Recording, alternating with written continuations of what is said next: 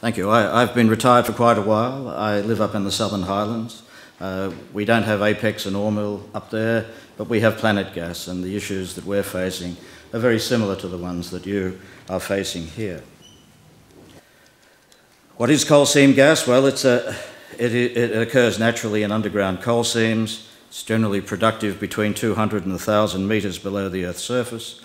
The gas is held in fractures in the coal, or cleats as they're called, by water pressure and ground pressure. And the gas is released by drilling into the seam, pumping out the water. Most of the wells that are in Australia at the moment, I think there's about 3,500 of them at the moment, are in fact what they call vertical wells, just drilled straight into the ground. There are some wells that have been done more recently that are horizontal. You go down and then you go across, but there's only about 20 of those that I'm aware of. There's some other techniques that are being talked about, but I don't know of any examples at the present time. Now, CSG is distinguished by its very nature in that it's a very dilute source of energy, in the sense that large areas of land have to be used for its extraction. Just to give you an example, and I couldn't quite relate to Tom's case of the amount of gas from a well and the thousands of tonnes of coal, but if you take a tonne of coal in a coal seam, you get about 60 times more energy out of that tonne than you do out of the gas that comes out of the equivalent amount of coal. So it's a very dilute form of energy. It requires a lot of ground. And when you look at the coal mining that's gone on around here and up in the Hunter Valley, what you find there is that the amount of land that's being used, while some people don't like the way that it's being used, the amount of land is relatively small. Whereas here and throughout Queensland, we're talking about the coal seam gas companies probably owning a little bit of land where they have their major facilities, and the rest of the land that they need, they borrow or lease from the rest of us. This is just a pictorial representation. The well goes down, the gas and the water come out, and they're separated. The water goes to a treatment plant, the gas goes to a processing plant. And this just shows that in the early days of the well's life, the main product is actually water. Some of the water that comes out of the wells in this area is a lot less than up in Queensland, but water comes out nonetheless. And over time, the gas production increases to a maximum, and then it slides down. Now, a lot of infrastructure is required in a gas field. You need access roads, you need the wells themselves, you need a series of underground pipelines for water and for gas, you need a major pipeline so you can get the gas, once it's pressurised, into the main system or goes to a power station or whatever. In selected locations, you'll need water storage facilities. In Queensland, that's been a very controversial subject because they've used evaporation ponds to handle the water, and the water's saline typically, and so you get salts and traces of heavy metals and a few other things that have to be dealt with after that. And there will have to be water treatment facilities here too if the project goes ahead. And you need site offices, gas processing facilities, and so on. It's not a small industry. This is a major industry. We're talking in Australia in the next 10 years or so, probably $30 to $40 billion if all the projects that they're talking about go ahead, having to be spent. The people who do the drilling have to be accommodated somehow. That may not be a problem here, but it has been in some other areas. So CSG is a full-scale industrial operation. A lot of heavy vehicle movements are involved, and there's a lot of surface disruption. This is the Kenya gas field near the Tara Rural Residential Estate. That's near Chinchilla in south-central Queensland. And it shows what a gas field looks like when all the roads are in place and the wells are in operation. Over time, these will be rehabilitated, but for a period of time, probably 5, 6, 7 years, I'm not sure. This is what it will look like. So we've got some wonderful landscape areas around the Southern Highlands and the Illawarra, and a lot of people are very concerned about this type of development. These wells, I understand, are 700 metres apart. Some companies like to go to 400 metres in some circumstances, so you could get more intense development, and other companies in different areas might have 1.5 kilometres between the wells. But nonetheless, this is the basic outlook that we could see. The communities are divided on the merits of CSG. Obviously, state and federal governments are in favour of it because they see economic growth, income tax, royalties and so on flowing their way. Large landowners in marginal areas and communities in those areas are generally supportive. There is a significant income to large landholders. You might have a farmer on marginal land earning 100, 200,000 a year of extra income, far more than he could get from the use of his property for agricultural purposes. And certainly in areas of Queensland in particular, some of the outback towns, or not so outback towns, that have been in decline for years are seeing a revival period of time. And the mayors are happy and everybody's running around. The schools are full of kids again and so on. So there is a lot of benefit and there's a lot of support in those areas for coal seam gas. Gladstone has always been a bit of a boom town, but at the moment it's really going through the roof with supposedly 8 LNG trains, which are huge investments in their own, being constructed almost simultaneously. The chances of that happening, I think, are fairly remote, but that's what people are talking about at the present time. The people that are against coal seam gas basically fall into the following camps. There are people with a concern for the environment. There may be people in this room who believe that under no circumstances should we mine coal seam gas because it's a fossil fuel and that alone.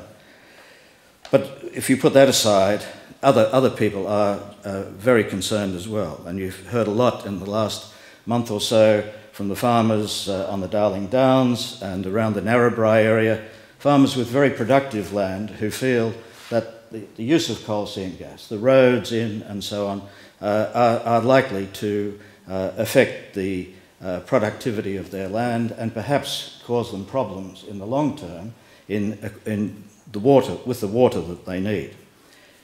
And of course, and this is more appropriate for here, small landowners, land with special scenic value or for specialised uses, you know, people who've got 5 acres, 10 acres, even up to 100 acres, hobby farms and so forth, vineyards, olive groves and so on. They're very concerned that this industry will take away from their scenic value and, for reasons that I'll mention in a moment, cause difficulties with the possible sale of the land. You know, where a farmer who owns 100,000 acres may keep that property in his family for the duration.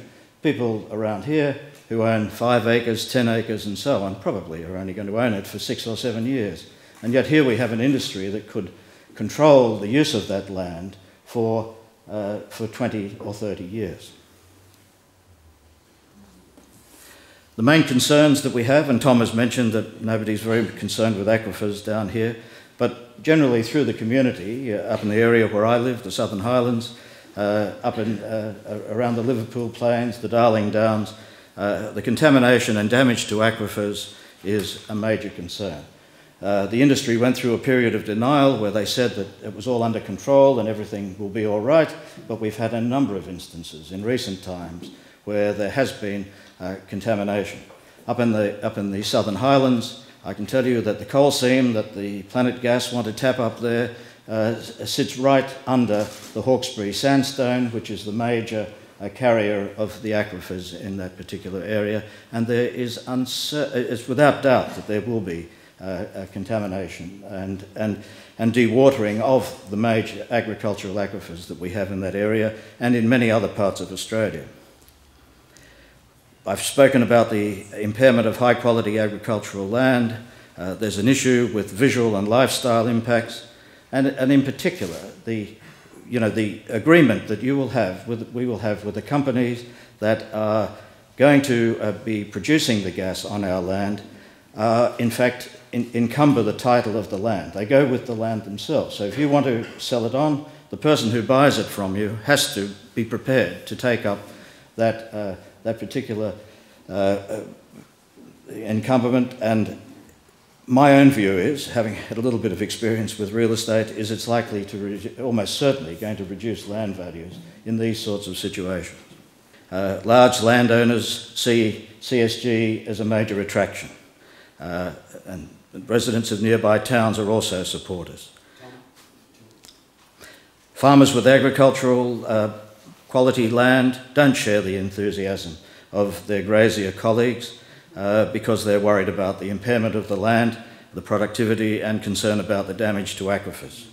Small landowners, as I've explained, feel that CSG is a major threat to them and the beauty of their properties. And, you know, we're talking about land on the coast here that might be, you know, $10,000 an acre. You're talking about land up in the Surat Basin that might be, you know, just $500 an acre or something like that.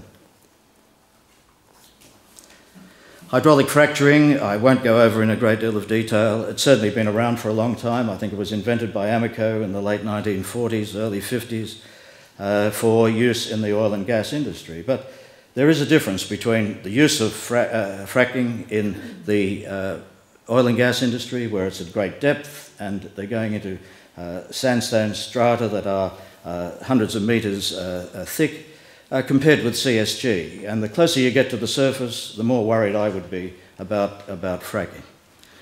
Problems have been reported in the US in some CSG mines and shale gas mines, and that fear comes over here, and I think it's incumbent on the companies to assure us that it's all going to be all right. Some companies have already made some concessions. One, I think Origin Energy won't frack at less than 300 metres, and there's great transparencies and so on. Tom has said that they're not going to frack in this area, and that's great. That is really great. But the thing that worries me is when I look at a company the size of Tom's company, and I look at Apex Energy, the size of Apex Energy, I don't think that we are actually dealing with the people who are actually going to produce the gas from the field when we talk to Tom at the moment. He will give us an assurance, no doubt, about the exploration, and I accept his assurance on that. But I am worried, and I think all you should be worried, about who comes next and whether they think fracking is a good thing or a bad thing. So while we can put it aside, as far as the community is concerned, I would be encouraging you to keep a very, very close eye on it because it could come our way. And I've only got one more slide, Robert. I'll leave Kirsty to talk about the CSG legislation, but the other great worry for all of us is that the legislation that governs this industry dates back to 1991, the Petroleum Onshore Act, which doesn't even mention CSG. The sorts of issues that we have with the nature of CSG are not covered by any legislation at the present time, and that has to change, it really does. The CSG industry offers an economic opportunity in some areas, but in my opinion it's being developed in unnecessary haste in closely settled communities and those involving high quality agricultural land. We don't need the gas now. There's no need for it to go ahead right now. The technology can be sorted out. There's no pressing need to do it. Certain sections of the community, and the particularly closely settled areas like this one, will be detrimentally affected, and there are significant environmental risks that I'm sure other people will talk about later. The legislative framework is inadequate, and if the legitimate concerns that the community have, certainly I'm speaking for people in my area, on the preservation of high-value cropping land, the impact on the landscape and land values, if these issues are not resolved, then landowners will continue to resist granting land access, and they have to do it now. It's too late when the exploration has taken place and they're ready to go into production, because there's no way that the government will stop it at that stage, and the Minister for Energy said as much the other day. We need to know the full size of the project before we agree to allowing the exploration stage to go ahead. And I have this quote that was burned in my mind from the Helensburgh meeting that we had a little while ago from Mike Bullen, who's the General Manager of the Sydney Catchment Authority. He said, "You don't let the elephant into the room when you only know the size of his trunk." We need to see the full scope of these projects before we allow the exploration to go ahead.